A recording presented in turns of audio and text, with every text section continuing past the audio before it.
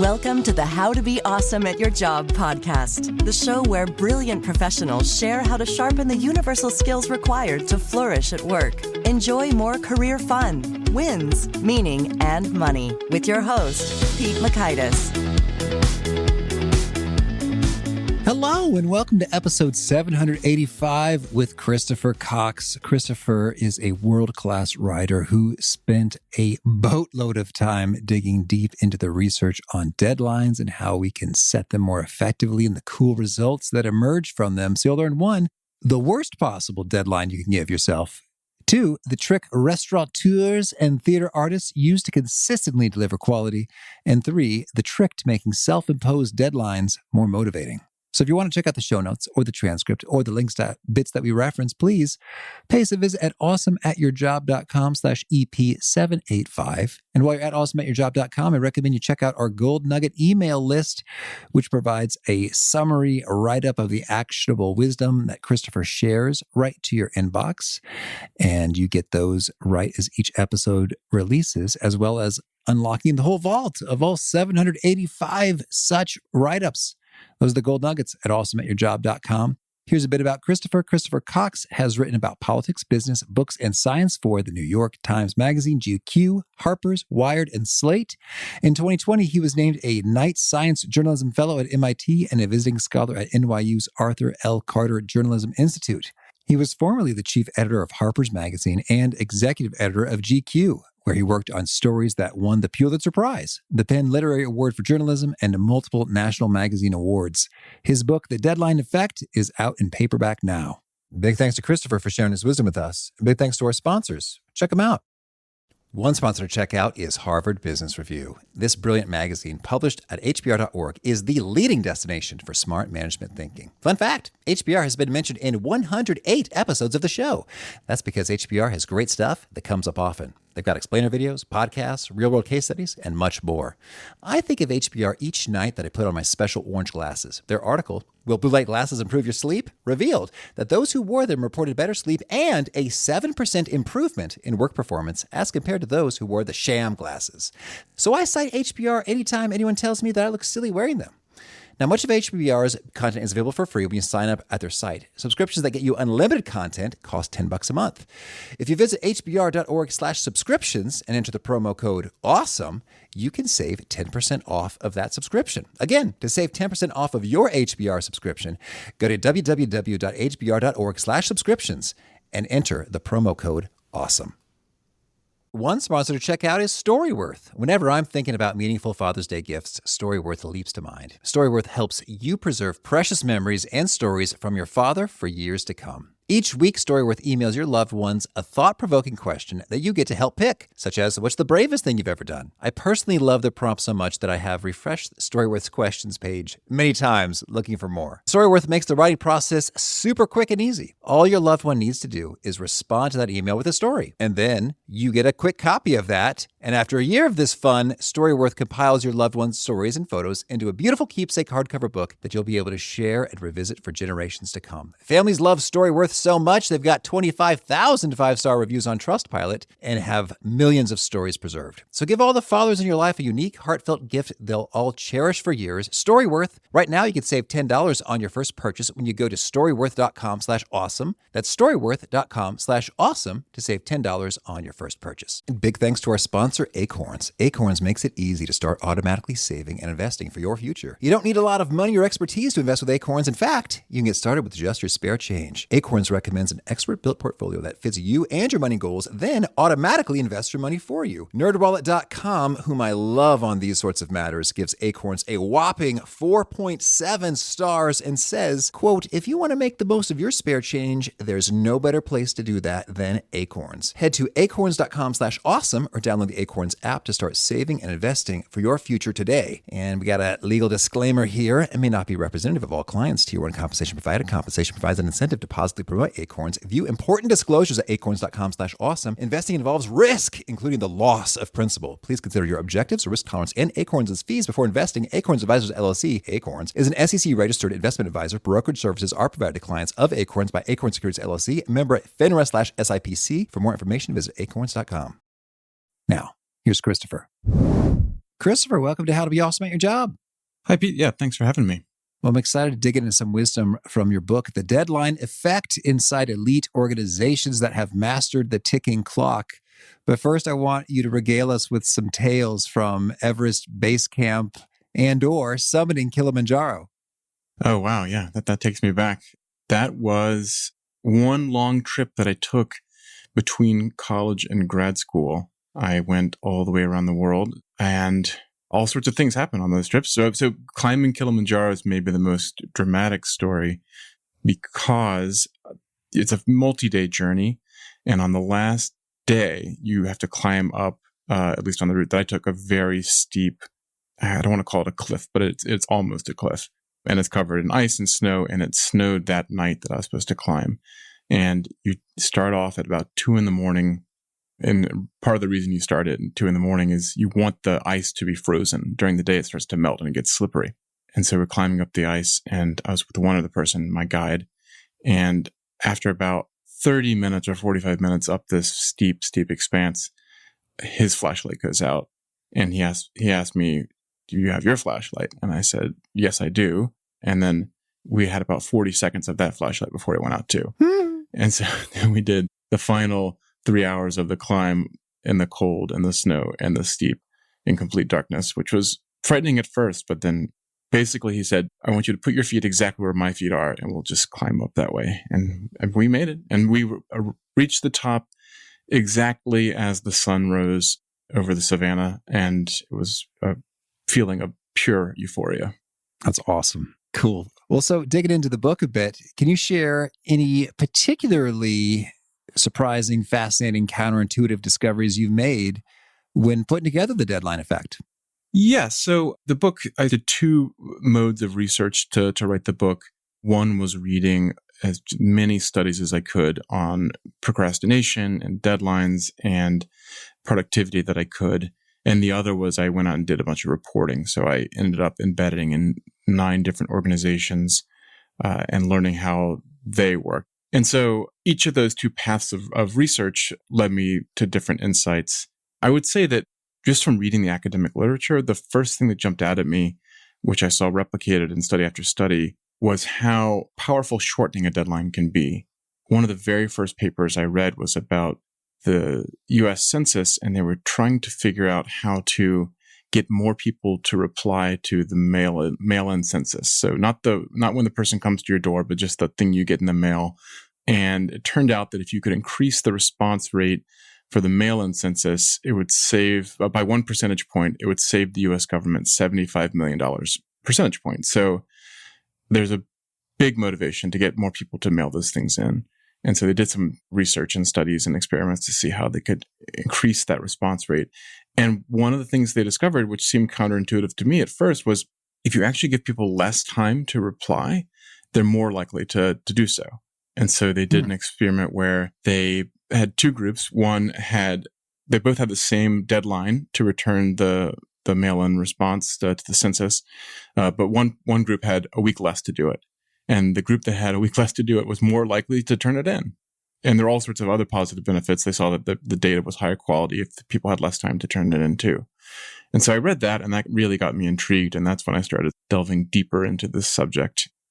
Oh, that is good. And so it's funny with these sorts of things, you can, after the fact, 2020 hindsight, say, "Oh, yes, well, of course." If they don't have, they say, "Oh, I could do that. I need some time over the next few weeks," is very different than, "Oh, shoot, I better get on this now," while they have the piece of paper in hand. So I guess I see the psychological effect at work. At least that's my speculation. Is that the driving force there? Yeah, I think that's right. There's a tendency to put things off until the last minute if you possibly can. And I often say, like, the very worst deadline that you can give yourself is just to say as soon as possible.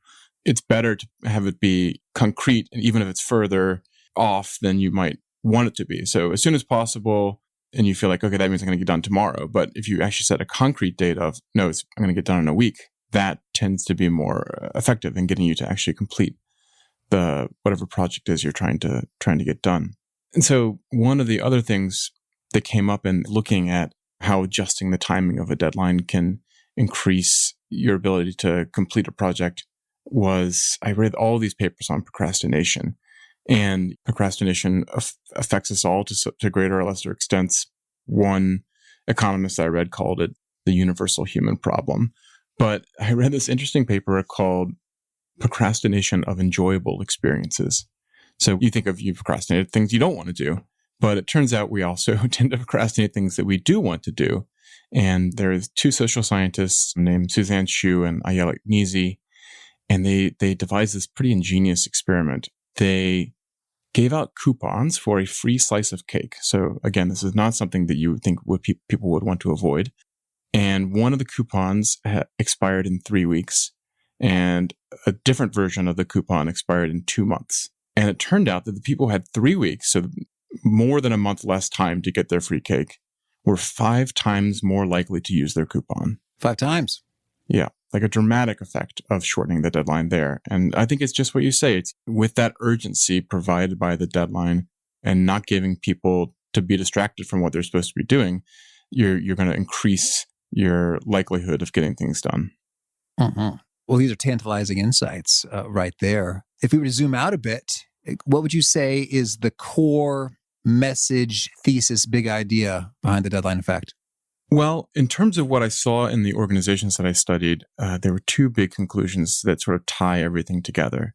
The first was successful organizations take deadlines seriously. And that sounds very simple, but that is step number 1. You have to take them seriously. You have to set a deadline. You have to make it concrete. And the second thing that united them was they set up their deadlines in the organization so that no individual employee ever faced a deadline alone. So they increased what social scientists call interdependence. And so that meant that procrastination more or less gets taken out of the equation because there's so many different enforcement mechanisms on any individual person trying to get something done that they're goaded into action. They're kept to schedule because so many other people are relying on them. Mm-hmm. Fascinating. So while an individual might have a deadline for himself or herself, there is a broader deadline that a team or a collection of contributors is all working towards, thus ensuring that the individual is able to get her done so that the team gets it over the line by the date. Is that accurate? Yeah, that is accurate. And so the first place that I saw this came from my own working life before I wrote this book. And even now, I have a career as a magazine editor. And I began the book with a question sort of in the back of my mind, which is, I've worked at a lot of different magazines over the past 20 years, and they are populated by people who can be weirdos and artists and writers and all sorts of people who you don't expect to be the most disciplined human beings on earth. And yet somehow month after month for Monthly Magazine or week after week for Weekly Magazine, they publish something. They get a magazine out there consistently. Like for a while, I was the chief editor of Harper's magazine, which has been publishing since 1850. And so what is that, 172 years? They haven't missed an issue in 172 years. And how could that be after all sorts of different people coming through there? And so I started to look at what made that possible. And I think they did those 2 things. They took deadlines seriously from the beginning. Deadline is a word that exists from the publishing industry. And they set up the process of publishing so that it was highly interdependent. So in my work as an editor, I would get writers to file an article to me. And that very relationship, the 2 of us working together, me reminding the writer to stick to their deadline, that was the first bit of interdependence that helped get things done on time. But it wasn't just that. I, in turn, was hearing from the art department saying, where is that article? We need to start to think about photographs for it or commissioning artwork for it. And the fact checkers were saying the same thing to me and to the art department, and the copy editors were saying the same thing. And so eventually you have an organization that's highly interdependent where everyone is working together to get this project done, even though it ultimately is going to appear as an article with one person's name on it. And so that is a machine built to get people to meet their deadlines. And that same writer, if left to their own devices, they're writing an essay for themselves at their desk that they're not going to show to anyone, could end up procrastinating indefinitely, and often do. I mean, I definitely know writers that I work with who say, I cannot work unless I have the demand set up upon me by magazine deadlines, editors, and everyone else waiting for me to turn my copy in. Mm-hmm. And so I'm curious, having worked with so many writers, how often do they hit the deadline that you originally established with them? Well, I would say that the writers who will meet the deadline without me saying anything are definitely the exception rather than the rule. But that's where I come in. And first, my mere presence there saying, please give this to me, reminding them helps a bit. And then I can also start using some of the strategies that might suggest themselves from the academic literature, which is if I have a writer and I know that I have to have the piece ready to print on Friday, I'm not going to tell them to send it to me on Thursday. I'm going to tell them to send it to me a week ahead of time. And so you start pushing their deadline up, which pushes them into action earlier. And that gives everyone else more time to refine the piece, make it better, and becomes a positive reinforcement loop as you sort of work to make the article as good as possible before publication. Mm-hmm. All right. Well, so if we're zooming into professionals who want to do better about managing their time and meeting goals and objectives, are there some deadline magic tactics, principles, guides that we can take on to achieve more better? Yeah. So, I mean, I think that set a deadline, make it concrete. That's step one. If you can set your own deadline, then give yourself maybe just a little bit less time to finish it than you feel comfortable with. That shorter deadline might serve as an inspiration. And then the bigger the project, the more you might start thinking about strategies like self-imposing interim deadlines. And this is something that I saw when I went out reporting. I spent some time with John George von Gerichten, who is a famous restaurateur. He has, 45, maybe it's more, restaurants around the world. And I went with John George as he opened 2 restaurants back to back over 2 days in May of 2019. And watching him do that, I got to see his organization was a machine that was perfectly tailored to opening restaurants. They'd done it often and they knew how to do it, meeting their deadline, but having the final product, having the restaurant be as buttoned up as possible. One of the reasons they want it to be as buttoned up as possible on day one is they know that reviewers are going to come that first week often, and they can't afford to have something sloppy being put in front of a reviewer who might make or break the restaurant. And so John George and his team were masters of using interim deadlines. And the way that they did that was something called mock services, which is basically what it sounds like. They, as soon as they could, and as often as they could, they served meals in these new restaurants, the restaurant before it had opened, pretending that it was a regular service night at the restaurant. So I went to, there's a restaurant called, one of the 2 restaurants was called the Fulton. It was in Lower Manhattan. And I first went to it about 30 days before it opened. And that first day that I was there, they're not serving to real customers, but they sat down some of the wait staff. They even brought in members of the construction company's staff and I think some interior decorators. And they sat them down and they served them some of the dishes they were planning for that restaurant. And they worked on fine-tuning the service part of it. They worked on fine-tuning the taste. They asked them for their opinion on everything. And they did that day after day after day, every single day until it opened. And that was, one, it ensured that on actual opening day that they were ready. And it also allowed them to improve consistently over that same period of all these mock services up until opening day. And of course, beyond, but on opening day, you wouldn't have known that it was the first day it was operating. Everything was pretty darn seamless. I was very impressed by what I saw there. And that notion of opening day not necessarily being what we assume when we think about an opening day, you also saw in theatrical releases. Can you talk about that? Yes. So I spent some time in the public theater and I watched them develop a show for its world premiere. And what I saw there were a few different things happening at once. They had that same daily check-in, daily revisions that John George had in his restaurant.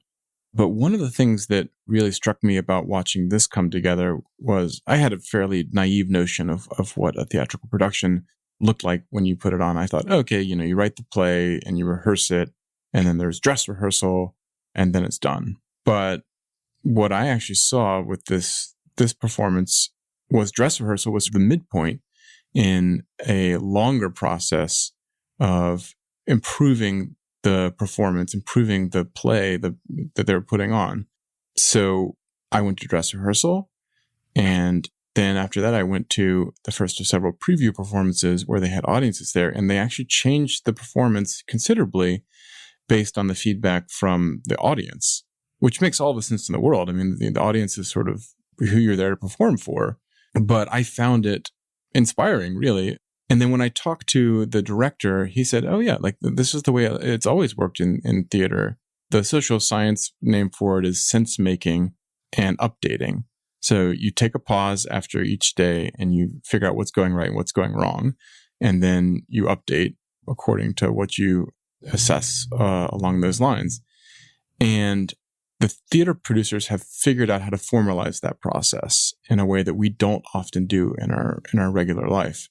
And seeing that in the theater made me realize that is the sort of maneuver that we all need to do in our everyday life, not just for work projects, for everything. Like take a pause every day or more often than that, depending on what you're doing, and take time to assess what you're doing, the effectiveness, and think about how you might update it. And so the interesting academic study I read about sense making and updating, it was called More and Less Effective Updating. And it studied 19 different ER teams during a training exercise. And the training exercise was they had a young boy come in as a patient. Again, it's just an exercise, so it wasn't real, and who is complaining of trouble breathing. And the experiment had been set up so that a crucial piece of equipment, a mask they used to help the child to breathe, had failed. And they were testing to see who is going to stop and just try to make sense of the situation. Like, why are we not helping this child? This device, which is supposed to help this child breathe, why is it not working? And if you do it well, you will see that this mask is broken and you'll update your behavior accordingly. And the teams that were most effective were the ones who had that instinct, I guess, to stop what they were doing, even though there's a child on the table and everything is pushing you to sort of just heedlessly push forward. It doesn't seem like there's time to stop and assess the situation. But those teams that did were the ones that saved the child's life in this exercise, because they were able to say, okay, let's figure out what's wrong here. And once they figured out what the broken mask, then it was easy to keep the child healthy and stable. That was sort of a high stakes version of the same process. But from medicine to theater to restaurant opening, it's a process that we would all do well to remember to do. That's handy, certainly. So you have a deadline, and so some piece of completion. I guess there's all kinds of layers of final. And in some ways, it's never final. You're constantly potentially iterating and tweaking on in, but there are key milestones in terms of someone's going to eat our food. Yes. Or the doors are going to open to people from the public. And those are different dates, different milestones, and different expectations. Yeah, no, exactly. I mean, I think that we talked earlier about interdependence. There's a difference. It's not really interdependence, but it's the same mechanism where if you know that there's going to be a real paying audience out there watching you perform, or a real paying group of people coming in to eat dinner at your restaurant, that adds stakes to what you're doing, and it concentrates the mind, as they say. And so John George, knowing that first day that restaurant opened, there were going to be real people there expecting high quality service and cuisine, that motivated him to get that restaurant as good as possible for opening day. And yet he still continued to improve the restaurant after it opened. Some deadlines, that's the way they work. You want it to be as good as possible on opening day or whenever it's due, but you have a chance to improve it beyond it. And part of the wisdom of these organizations, and I'm trying to help readers discover in the book, is how to take that move, that having what is basically a finished product ready before the actual real final deadline. And that gives you time to improve, revise, make it better. Again, in the magazine world, that's what I dealt with all the time. Just getting that first draft out of the writer was maybe the most crucial step. And then we had hopefully enough time to go through revision after revision and make it better. And obviously that's going to be better than the thing that's completed at the very last minute. Like the term paper you did in college that you did an all-nighter for. That was not your best term paper, was it? It was the one that you labored over and gave yourself extra time on because you knew it was super important. And so recreating that dynamic is what I saw the most effective of these organizations doing. And in the book, I try to point the reader toward ways to build that time into your schedule so you can do the same thing. Well, yes, let's talk about some of those approaches. I'm thinking about when there are self-imposed deadlines, often they just don't have the pull that hundreds of people are showing up at a restaurant has. So any way we can get some more of that motivational oomph when it's just something that we made up for ourselves? Yeah, that's a great question. And I would say that first you set up these interim deadlines, right? You set up, let's say you're trying to finish, let's say it's a term paper. Why not? A lot of us have had that experience. If you set up a deadline for yourself, say a month before it's due, I want to have the first draft done, or if it's a longer work, I want to have the first chapter done, then do that. Impose that deadline on yourself. And there's good news about those kind of deadlines. Even fake deadlines, even self-imposed deadlines are effective. They're not as effective as a deadline where there's a real penalty imposed upon you or a real audience out there, but they still have an effect. Actually, there's an experiment that I write about in the book. Daniel Ariely conducted this with his students. He wrote that book, Predictably Irrational. Ariely set up an experiment with his class where he basically had 3 different experimental groups within it. One group got to choose the deadlines for 3 papers they would write during the semester. One group all had the same deadline, which is the last day of class. And one group, Ariely imposed evenly spaced deadlines for the 3 papers throughout the semester. You probably can guess the outcome. The people who had their papers all due on the last day of class performed the worst. The people who had mandatory deadlines evenly spaced by the professor did the best. But there's something interesting about the third group where they got to choose their own deadlines. Some of that group chose the last day of class. They maybe thought that the more time, the better. They would perform better if they had the most flexibility, but they actually did just as badly as the people who had it all on the last day of class by design. But within the people who got to choose, those who self-imposed evenly spaced deadlines on themselves did just as well as the ones who had mandatory evenly spaced deadlines. So those were fake deadlines. There was no penalty if they didn't turn it in on the date that they said. But those deadlines had an effect. They were almost like real deadlines for that class. So that's the good news for those of you out there who are thinking, well, I can self-impose deadlines, but it won't make any difference because they won't be real. Like if you believe in them and you set them and you make them concrete, they will have an effect. Now. Yeah. Well, and to that point, it's interesting that you can deduce some stakes and some relevance to your deadlines as opposed to them being purely arbitrary. Like I think these students, again, I'm speculating, could say, okay, if I don't complete these in an evenly spaced fashion, I'm going to have a brutally miserable a few days of my life. And so there's that. And so I guess that's one means of making them realer for yourself is by having an understanding and articulation of just what would happen if I didn't hit my self-imposed deadline.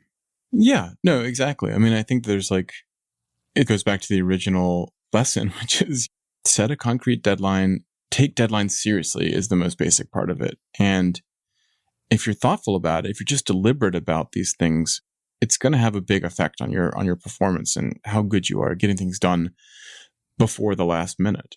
So these students were wise, those who chose evenly spaced deadlines on their own. They planned through what they thought would be most effective and put it into place, and it worked out for them.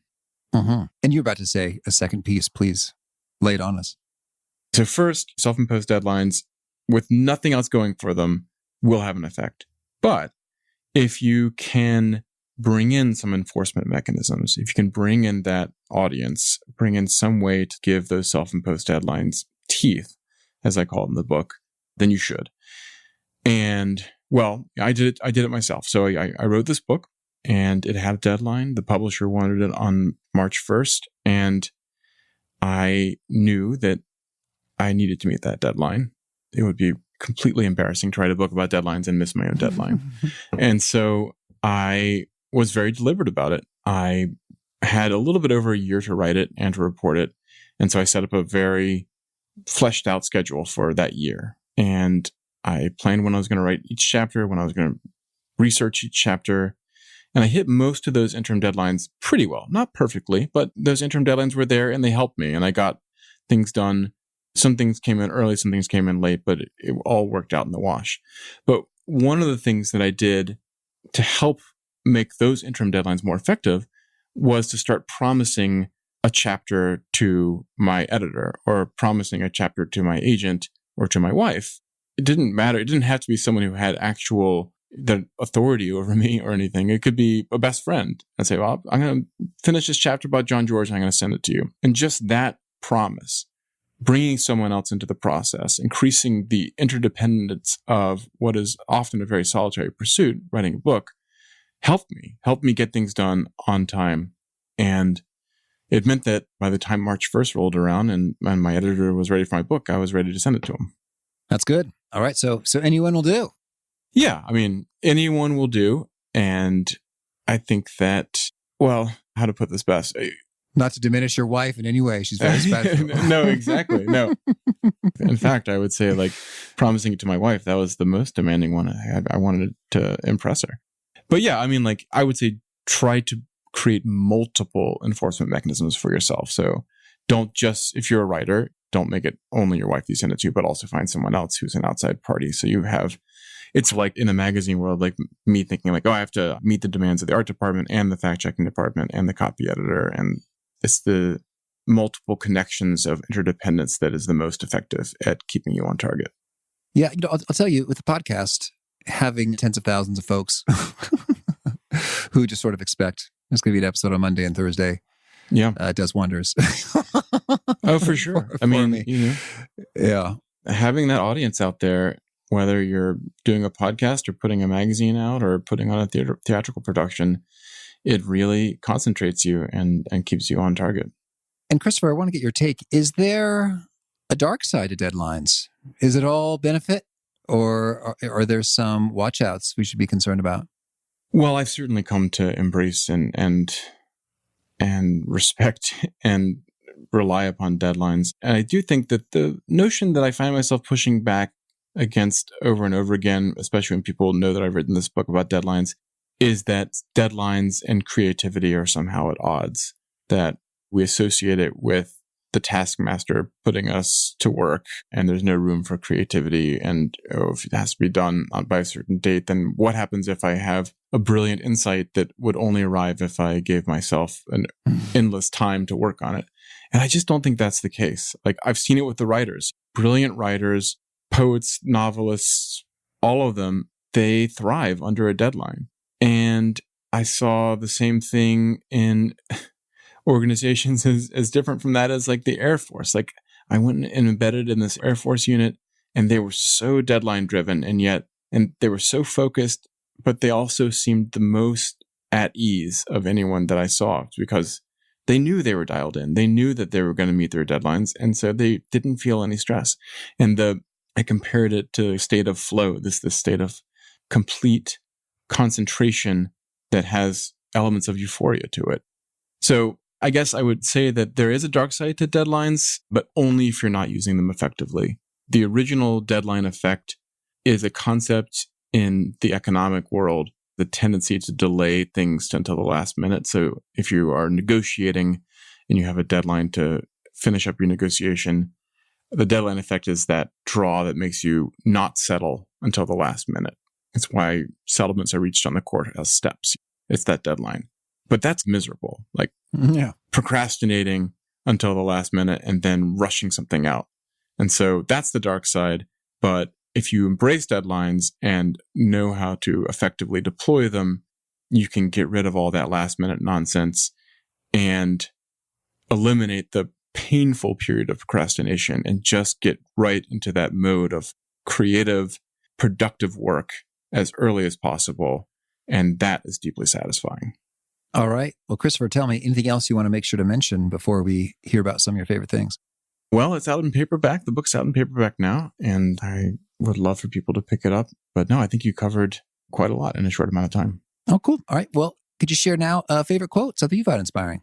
There is a quote attributed to Einstein, which is, everything should be as simple as possible, but not simpler. And that to me spoke to me in my deadline work. And when I looked into that quote, he did say it, but he said something much more long-winded about it. How ironic. And it got boiled down into that more pithy version. And that inspired me in a way because he had a brilliant idea and even he needed an editor to improve it. All right. And how about a favorite study or experiment or piece of research? Well, I read a lot of different studies for this book, but probably the most fun.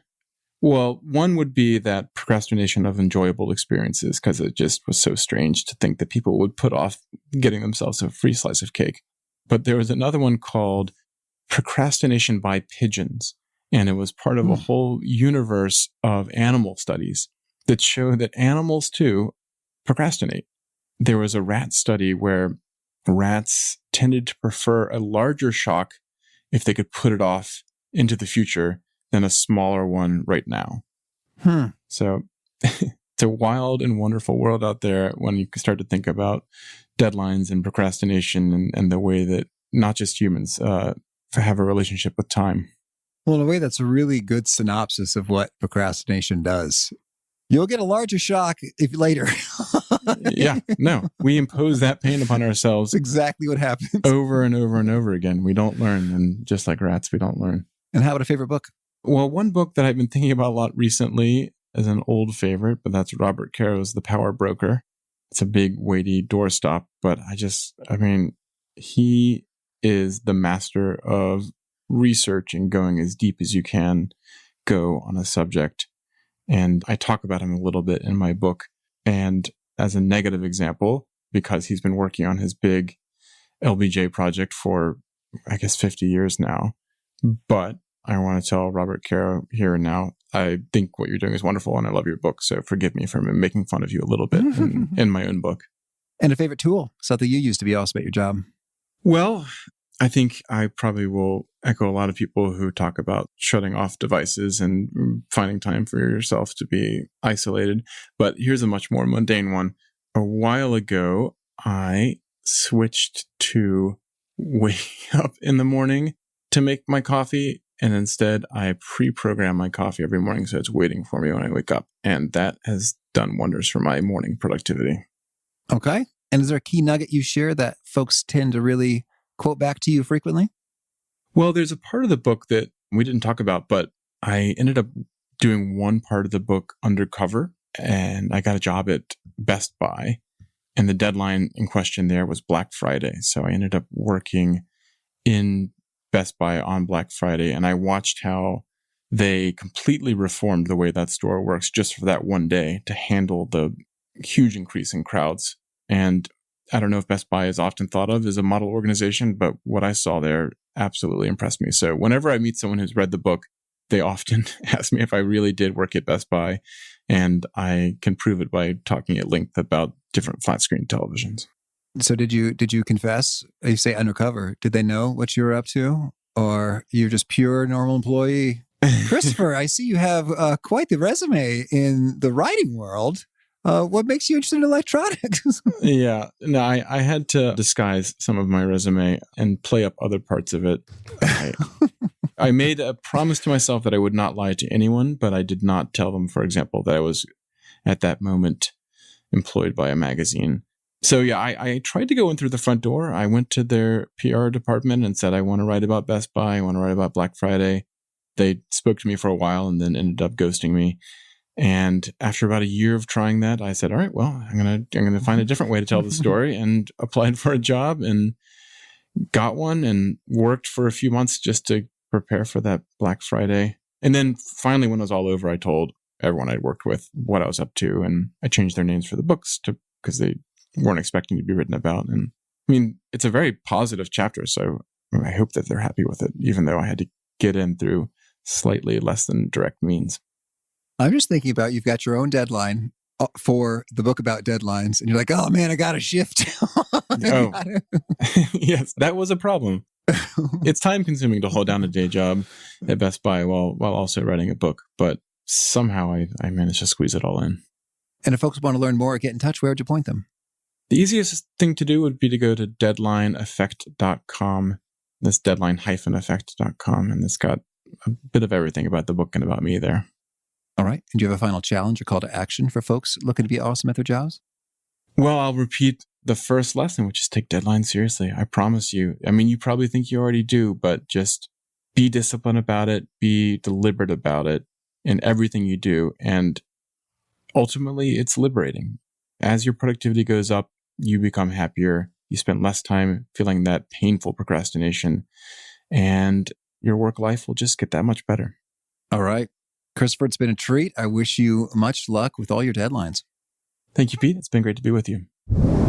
I was intrigued by the studies showing both the shorter coupon time with the redemption for cake, as well as the shorter deadline time for the census mail-in reporting. In both instances, less time created better results. And I think that's really intriguing. When might we be better off to set a shorter deadline for ourselves to spark a bit of urgency and action instead of the temptation to set a long deadline for ourselves? Like, well, I want to have as much time as possible to be able to do a really good job and see what new information comes to light. There may be a time and a place for long deadlines, but hearing from Christopher here makes me think that shorter is often better, and to invoke that power perhaps more often. Again, if you want to check out the show notes or the transcript or the links to items that we mentioned, please pay us a visit at awesomeatyourjob.com/EP785. Hope to catch you next time. And peace. Thanks for listening. To get the most out of the show, we recommend 2 key things. First, check out the extra resources at awesomeatyourjob.com. You can find this episode's transcript and links, as well as the perfect episode for your situation. You can search the full-text transcripts of hundreds of episodes or explore episodes tagged by topic and competency covered. Second, subscribe to the podcast and get future episodes automatically. You can subscribe by telling Siri and several other smartphones and speakers, subscribe to the How to Be Awesome at Your Job podcast, or by tapping subscribe in your podcast player of choice. If you'd like some extra help figuring out podcasts and how subscriptions work, visit awesomeatyourjob.com/subscribe for guidance. Hope to catch you on the next episode of How to Be Awesome at Your Job.